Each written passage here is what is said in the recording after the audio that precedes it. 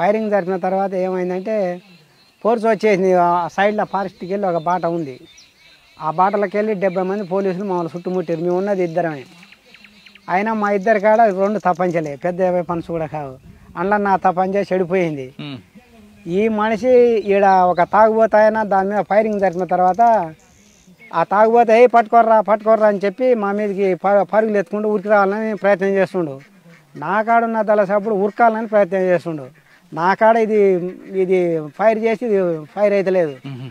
ఉరకొద్దు, ఉరికితే కాల్చి చంపుతా నిన్నే ఆడ భయపెట్టించి అట్లనే చిన్న నడుచుకుంటూ పోయి మేము ఆ ప్లాంటేషన్ ఉంటుంది అక్కడ. ఆ ప్లాంటేషన్కి వెళ్ళి ఫోర్స్ వస్తుంది, స్పెషల్ పార్టీ పోలీసులు.